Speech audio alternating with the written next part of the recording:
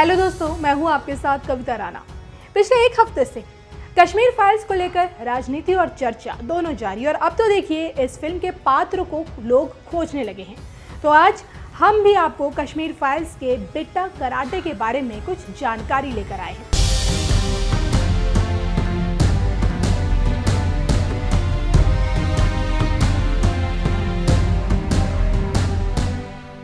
Bitta karate यानी कि फारूक अहमद डार वो शख्स हैं जिसे कश्मीरी पंडितों का कसाई कहा जाता था। बाद में बिट्टा ने राजनीति की राह पकड़ी और अमन पसंद बन गया। घाटी में हथियार उठाने वालों की शुरुआती लिस्ट में बिट्टा का नाम सबसे पहले आता है। JK-LF का हिस्सा बनने के बाद बिट्टा कराटे ने कश्मीरी पंडितों का जमकर खून बहाया। उसे पाकिस्तान के कब्जे वाले कश्मीर यानी कि POK जाकर आतंकी ट्रेनिंग दी गई। 90 में जब घाटी से पलायन शुरू हुआ तो उसके पीछे बिट्टा का खौफ पंडितों के जहन में था। उसे कैमरे पर ये कबूल किया था कि कैसे उसने कश्मीरी पंडितों की हत्या की, और ऐसा करने के लिए उसे बाकायदा टॉप कमांडरों से आदेश मिले थे। अब हम आपको ये बताते हैं कि आखिर एक खिलाड़ी कैसे जरायम की दुनिया का क्रूर आदमी बना। जी हाँ, फारूक अहमद डार को उसके दोस्त बिट्टा बुलाते थे।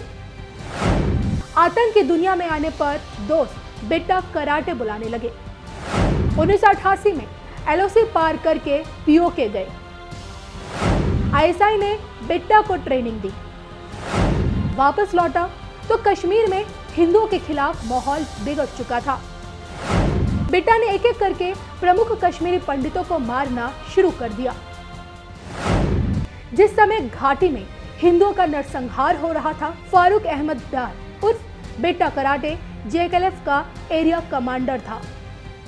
तो आप समझ सकते हैं कि बिट्टा कराटे पाकिस्तान के इशारे पर कितना खतरनाक हो चुका था। और खबरों की माने तो बिट्टा श्रीनगर की सड़कों पर खुलेआम घूमता रहता था और कश्मीरी हिंदू नजर आते ही पिस्टल निकालकर सीधा गोली मार देता था।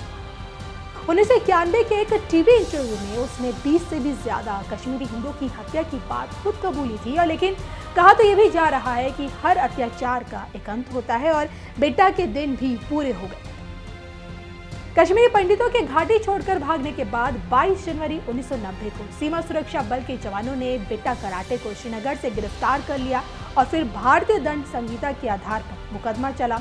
16 साल बिट्टा ने हिरासत में ही गुजारे और 2006 में उसे टाडा कोर्ट से जमानत मिल गई। बिट्टा को रिहा करते समय अदालत ने ये टिप्पणी की थी कि अभियोजन पक्ष पर्याप्त सबूत देने में नाकामयाब रहा, और बिट्टा जब रिहा होकर बाहर आया तो जोरदार स्वागत हुआ।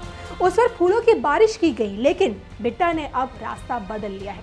उसने राजनीति में कदम रखा और शांति की बात करने वो लगा है, और बाद में JK-LF का चीफ बन गया। मनी लॉन्ड्रिंग के एक मामले में NI ने उसे गिरफ्तार भी किया, और तभी से वो जेल में है। तो आप समझ गए होंगे कि भारत में आतंक फैलाने के लिए पाकिस्तान आज भी क्या करता है, और पहले भी उसने क्या कुछ किया हुआ था।